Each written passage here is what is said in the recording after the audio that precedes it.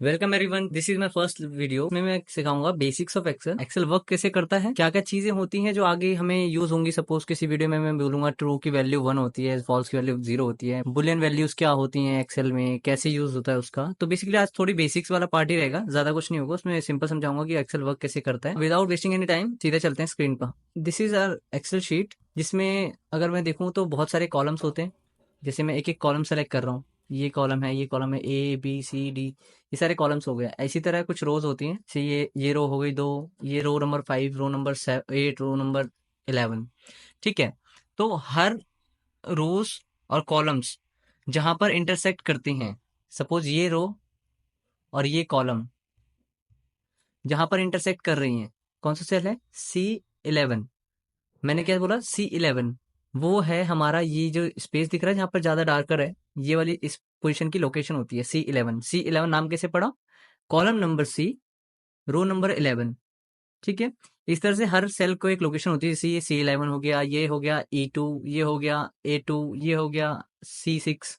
इस तरह से हर सेल का एक लोकेशन होता है। इसी तरह हर एक्सेल शीट में कई सारी शीट्स होती हैं, sheet 1, sheet 2, sheet 3, multiple sheets हो सकती हैं। इस तरह से मल्टीपल शीट्स भी हो सकती हैं। ये तो हो गया बेसिकली लोकेशन की तरह। अब अगर बात करें किसी एक सेल में क्या क्या चीजें हो सकती हैं, टाइप्स ऑफ वैल्यूज की बात कर रहा हूँ। एक सेल में क्या क्या चीज हो सकती हैं, तो मैं पहला कहता हूँ टेक्स्ट, दूसरा कहता हूँ नंबर्स, तीसरा कहता हूँ बुलियन वैल्यूज। सो आप कहेंगे कि नंबर्स नंबर्स कैसे, मैं तो डेट भी देखता हूँ, कई जगह देखता हूँ वहां पर परसेंटेज लिखी होती है। तो आप तो कह रहे हो सिर्फ नंबर हैं, मगर मैं कह रहा हूँ डेट्स भी होती हैं। सो उसके लिए क्या कहता हूँ, अगर हम कहते हैं कि कोई जगह डेट्स लिखी होती हैं, डेट सपोज डेट 3 तारीख दिसंबर का 2024। कहीं जगह आपने देखा होगा 5% होता है, कई जगह नंबर लिखे होते हैं। सपोज ये भी एक आपका एक नंबर हो गया। टेक्स्ट में तो सिंपल नॉर्मल लिखा रहता है, माई नेम इज विकास। ठीक है, ये हो गया टेक्स्ट। और बुलियन वैल्यू थोड़ा आगे स्टेज पे सीखेंगे। सो मैं आपने बोला कि ये 3 अलग टाइप्स हैं, मगर मैं इसको कहता हूँ ये पूरा एक सिर्फ नंबर फॉर्मेट के अंदर कवर होगा। तो नंबर फॉर्मेट में इसको क्यों बोल रहा हूँ, क्योंकि हम इसको अलग अलग तरह से देखते हैं। हमारे लिए ये और ये तीनों अलग चीजें हैं। फॉर्मेट की बात कर रहा हूँ, नंबर्स तो ऑब्वियसली डिफरेंट है। फॉर्मेट के हिसाब से हमें लग रहा है कि ये फर्स्ट वाला डेट है, सेकंड वाला परसेंटेज है, थर्ड वाला नंबर है। But at the back end excel को ये तीनों एज ए नंबर ही शो होते हैं। अगर मैं देखूं, इसके लिए बैकएंड पे एक्सेल को नंबर दिया हुआ है 0.05। ये मैंने कैसे आइडेंटिफाई करा, सिंपल, इसको नंबर फॉर्मेट में कन्वर्ट करके। इससे पहले देखो, कंट्रोल यहाँ पर देखो आपका कौन सा फॉर्मेट है, ये भी परसेंटेज फॉर्मेट में है। जब इसको मैं कन्वर्ट करके नंबर फॉर्मेट में ले जाता हूँ, ये नंबर फॉर्मेट में आ जाता है। अब ये नंबर फॉर्मेट में बैकएंड में हमने 5% लिखा था, मगर उसको एक्सेल ने डिनोट करा हुआ है। कभी भी परसेंटेज होगी तो 1 का कितना हिस्सा है उस तरह से शो करता है। सपोज मतलब 5% 100 का एक हिस्सा होता है, इसलिए एक के अंदर 5% कितना होता है, 0.05। इसी तरह इस डेट को अगर मैं नंबर में कन्वर्ट करता हूँ, तो नंबर में ये 45629 है।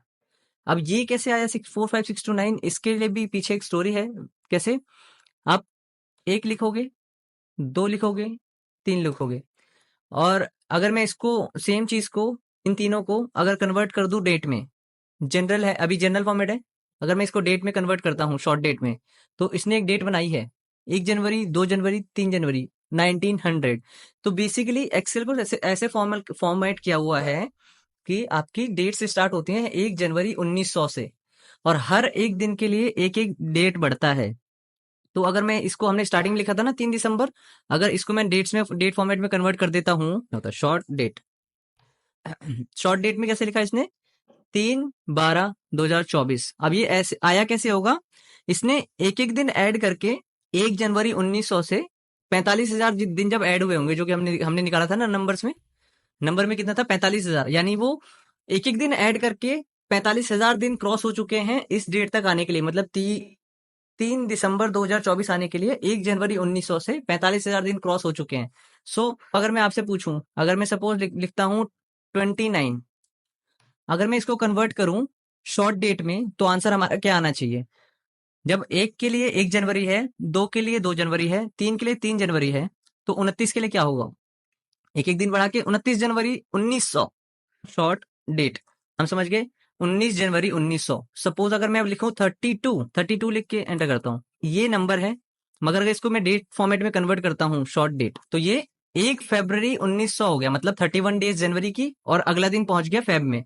तो इसी तरह 45,000 डेज ऐड होने के बाद, मतलब 1 जनवरी 1900 में 45,629 डेज ऐड हुए, तब हमारा आया है शॉर्ट डेट में। अगर मैं देखूं ये क्या डेट आई होगी, शॉर्ट डेट, एंटर, कितनी, 3 दिसंबर 2024। हम कहते हैं बैकएंड में ये डेट है, मगर एक्चुअल में वो डेट नहीं होता, नंबर ही होते हैं हर चीज के पीछे। डिफरेंट, एक ही चीज को मल्टीपल चीजों में शिफ्ट करेंगे तो अलग अलग वैल्यूज देता है। मतलब 1005 जनरल स्पेसिफिक में 1005 है, जनरल में उसमें करेंसी में करेंगे तो 1000 रुपीज है। इसी को चेंज करके कन्वर्ट करके मैं शॉर्ट डेट में करता हूँ, ये तो ये 1 दिसंबर 1902 है, मतलब यानी 1 जनवरी 1900 से 1005 दिन ऐड करने के बाद हम 1 अक्टूबर 1902 पे पहुंचेंगे। तो मतलब जो फर्स्ट डेट अलोकेट करी है एक्सेल में, वो 1 जनवरी 1900 है। इसी तरह मतलब हर चीज के पीछे नंबर्स होता है। इस चीज का आगे हम बहुत इन डेप्थ में यूज करेंगे, बहुत जगह फॉर्मुलेस कई जगह लगाऊंगा मैं, आगे कुछ सिखाऊंगा उसमें।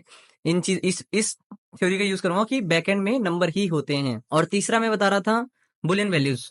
बुलियन वैल्यूज क्या होती हैं, ट्रू, फॉल्स, ठीक है, ट्रू फॉल्स। अब आप एक चीज नोटिस करोगे, मैं एक यहाँ पर एक एच कॉलम को बड़ा करता हूँ, यहाँ पर मैं लिख रहा हूँ विकास, ठीक है, ये मेरा नाम था, मैं यहाँ लिख रहा हूँ 5000, ठीक है, और यहाँ लिखा ट्रू। आपने इन तीनों चीज में एक चीज नोटिस करी होगी, डिफरेंस क्या है। जब मैंने लिखा विकास, तो उसने इस सेल के अंदर इस फिगर को लेफ्ट में अलाइन करा, मतलब स्टार्टिंग, मतलब विकास लेफ्ट से टच हो रखा है, लेफ्ट में फिगर से टच हो रखा है।